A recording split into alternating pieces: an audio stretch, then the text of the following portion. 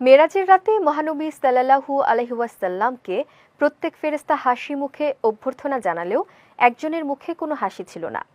জিবরাইল আলাইহিস সালামকে এ ব্যাপারে জিজ্ঞেস করলে তিনি বলেন, জন্মের পর ওই ফেরেশতা কখনো হাসেনি এবং কিয়ামত পর্যন্ত হাসবেও না। বিস্তারিত থাকছে ডেস্ক রিপোর্টে। মেরাজের ঘটনা সম্পর্কে হযরত আনাস ইবনে মালিক রাদিয়াল্লাহু তাআলা আনহু বলেন, মেরাজের রাতে নবীজি বাইতুল্লাহ শরীফের কাছে ঘুমিয়েছিলেন।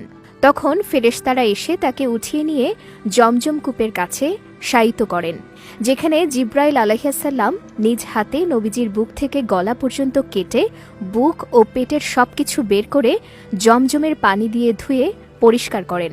এরপর একটি স্বর্ণের পেয়ালা আনা হয়, যা হিকমত ও ঈমানে পরিপূর্ণ। এর মাধ্যমে প্রিয় নবীর বক্ষ ও গলার শিরাগুলি পূর্ণ করে বুক সেলাই করে দেয়া হয়।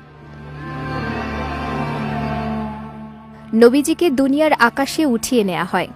আসমানের দরজাগুলো খোলার জন্য করাঘাত করা হলে ফেরেশতারা জিজ্ঞেস করেন, কে? উত্তরে জিবরাইল আলাইহিস সালাম বললেন, আমি জিবরাইল। আবার প্রশ্ন করেন, আপনার সঙ্গে কে? উত্তরে তিনি বলেন, আমার সঙ্গে রয়েছেন হযরত মুহাম্মদ সাল্লাল্লাহু আলাইহি ওয়াসাল্লাম।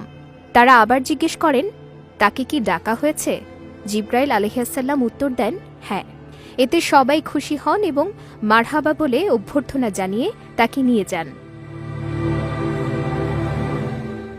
রাসূল সাল্লাল্লাহু আলাইহি ওয়াসাল্লাম বলেন, মেরাজের রাতে আসমানের ভ্রমণ শেষে জিবরাইল আলাইহিস সালাম আমাকে নিয়ে নিচে অবতরণ করলেন। তখন আমি তাকে জিজ্ঞেস করলাম, আসমানে যাওয়ার পর প্রত্যেক আসমানের ফেরেশতারা আমাকে দেখে আনন্দ প্রকাশ করেছেন এবং হাসি মুখে আমাকে স্বাগত জানিয়েছেন ও আমার সঙ্গে মিলিত হয়েছেন, কিন্তু একজন ফেরেশতাকে খেয়াল করেছি তার মুখে কোনো হাসি নেই। তিনি আমার সালামের জবাব দিয়েছেন এবং আমাকে মারহাবা বলে অভ্যর্থনাও জানিয়েছেন, কিন্তু তার মুখে আমি হাসি দেখিনি। তিনি কে? তার না হাসার কারণই বাকি। উত্তরে জিবরাইল আলাইহিস সালাম বললেন, তার নাম মালিক। তিনি জাহান্নামের দারোগা। জন্মের পর থেকে আজ পর্যন্ত তিনি কখনো হাসেননি এবং কিয়ামত পর্যন্ত তিনি হাসবেনও না। বিজয় টিভি নিউজ ডেস্ক।